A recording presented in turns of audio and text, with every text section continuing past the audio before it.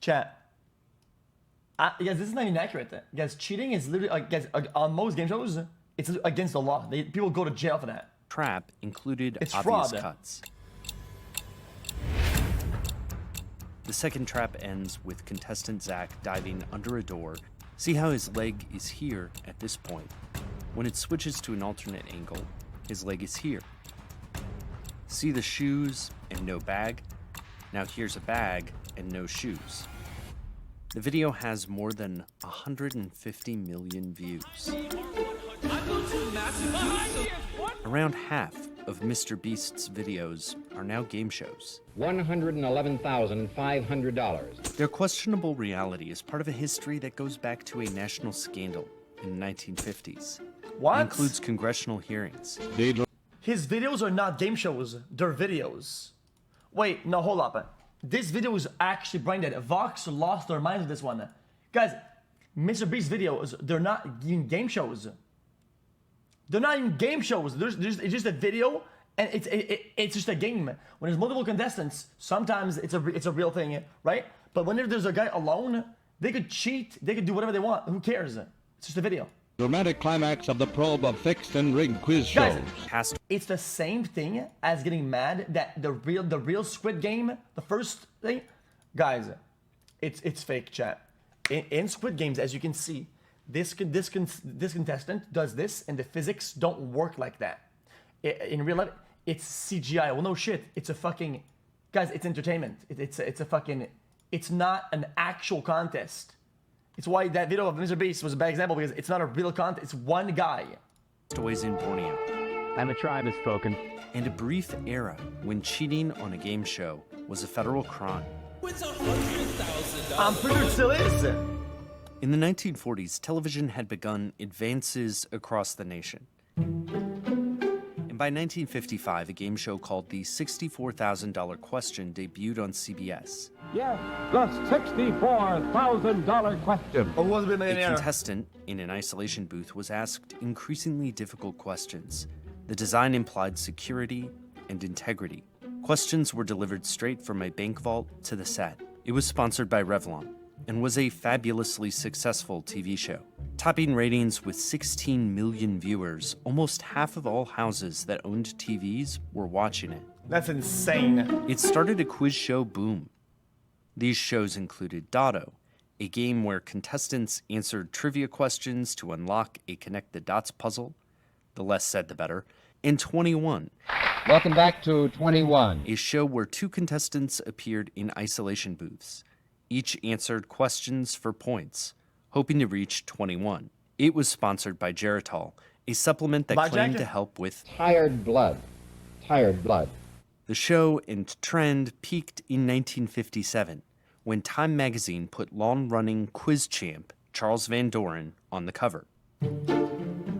His streak began with the defeat of Herbert Stemple, our 29-year-old GI college student. You win $20,000. Congratulations, Mr. Van Doren. Van Doren became a family-friendly celebrity, TV's own health-restoring antidote to Elvis Presley, as part of the literary Van Doren clan, a family well-known in New York intellectual circles. After his $129,000 streak ended, an amount worth $1.3 million today, Van Doren became the Today Show's cultural correspondent. Just 2 months later, the shows were so popular that Time magazine was asking, "Are quiz shows rigged?" There's all this rigmarole about locked vaults, one insider said. But who has the key to the locked vault? The producer, of course. Soon, everyone would be asking the same question. In summer of '58, Dotto went blotto. The show was canceled after a contestant found an answer-filled notebook backstage. A slew of shows were implicated in quiz guilt over the next few years, including 21. Herbert Stemple, the 21 contestant who had lost to Van Doren, made claims that 21 was rigged, with producers providing him questions and thorough stage direction. Your time is up, Herb Stemple, for 5 points, which would give you 21. What motion picture won the Academy Award for 1955? I don't remember. The producers claimed Stemple was blackmailing them. The U.S. House Subcommittee on Legislative Oversight began hearings on the quiz shows. You know what, Jeff? I don't think so. All it takes is one guy to get mauled at the show and just say some shit because he's mauled. It takes one person. I don't buy it. Why would I believe all this because of one sore loser that someone says that it's all rigged? I don't buy it, sorry.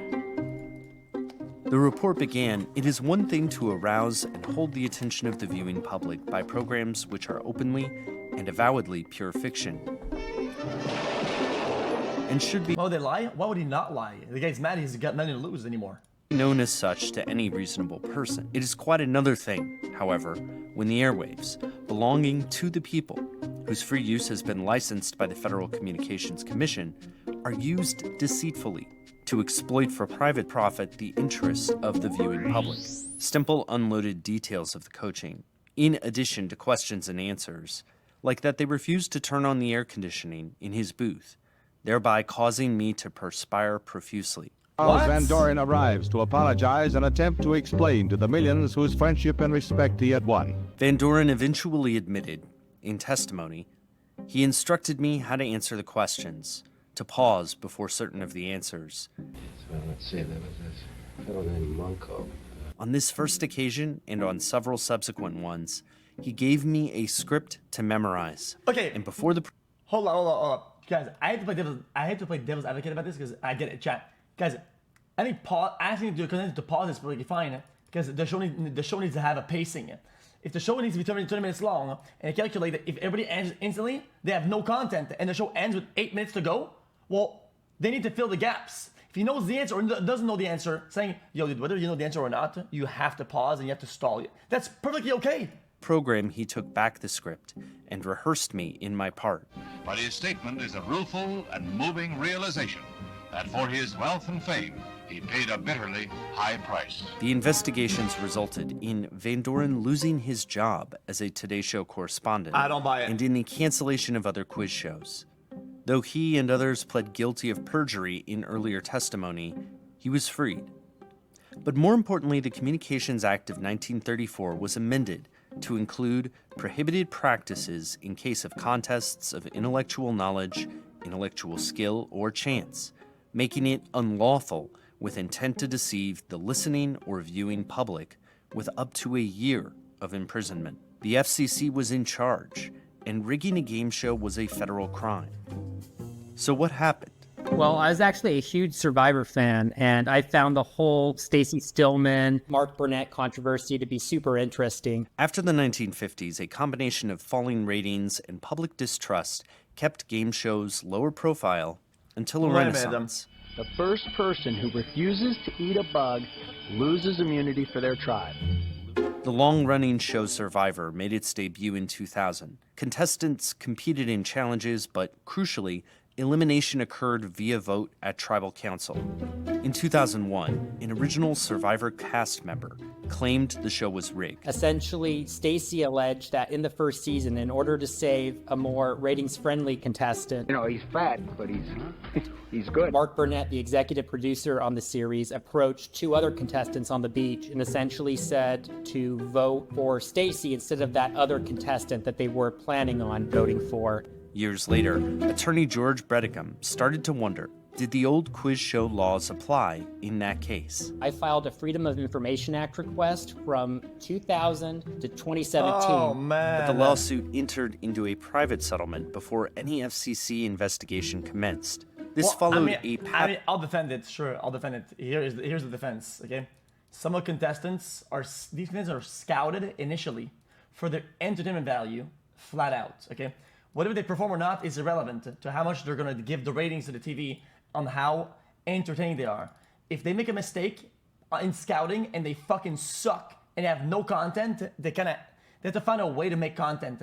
Imagine, dude, some fucking show. Okay, with all Survivor Andes, and you go to the finale, it's four people, and like, yo, dude, what do you think about this contestant? Well, I think he's very nice, and good luck to him.